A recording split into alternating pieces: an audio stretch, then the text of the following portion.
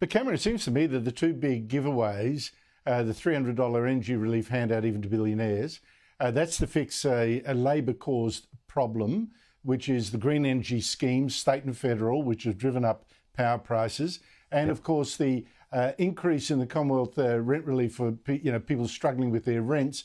What is I think 10% increase in that. That is designed, of course, to fix the problem caused by immigration, mass immigration, which has caused so all these people to come in and compete for homes to rent or to buy.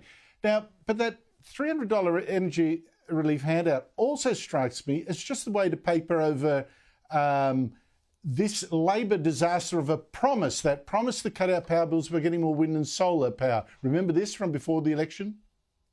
Households will benefit by $275 on average. Reducing power prices by $275. Prices by $275. $275. $275 a year. $275.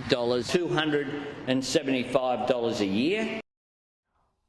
So the government chose to make the rebate $300, which sounds more than it's $275. But a journalist today, the Press Club, reminded the Treasurer that power prices, in fact, rose so much that even this $300 rebate will not cover the rise. Here she is and him. So based on the latest default market offers for the next year, even with a $300 rebate, the average typical household power bill will be between $275 and $727 higher than that target. So is it time now to concede that that promise can't be kept? Well, I think part of the answer to your question, Claire, is in the question itself. You are referring to a 2025 outcome based on a 2021 forecast. And we found a way to help people with their energy bills right now in 2024 when the pressure's on. Cameron, are you convinced that that $275 promise was actually just a forecast? We just heard it wrong? Not at all. And this is Labor's problem, is that the Prime Minister gets caught out lying. Our own polling said people think he's a liar. That's what people are saying out there. Look, this government's caught. They promise fiscal discipline. They promise to be restrained. This $300 rebate, the tax cuts, the money, the $40 billion, Michael, that you say has been squirted into the economy. This is the 3 a.m. fridge raid from the dieter who's gone for the mouthful of Cheese Whiz backed up with a tub of ice cream. I mean, these guys are gluttonous in terms of what they're doing with our taxpayers' dollars right now, Andrew. I can't get that image out of my mind, Cameron, but thank you. But all right, Michael, purists, people who know budgets like you do, having presented a number yourself as New South Wales Treasurer.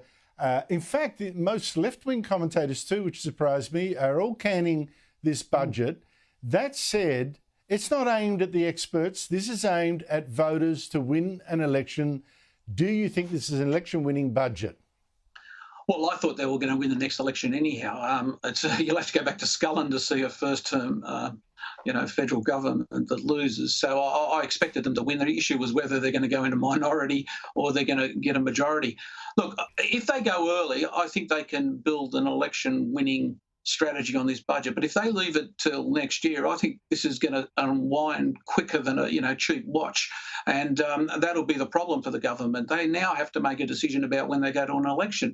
And I think it's more likely to be an early election if you want to capitalise on this political budget. And you're right, it's a political budget, not an economic budget. And that's their big challenge now. Cameron Milne, I'm out of time, but I've just got to quickly ask you, do you think this is an election-winning budget?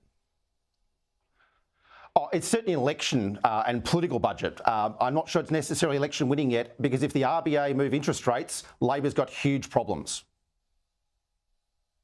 That much is true. Michael Costa, Cameron Milne, thank you very much to you both.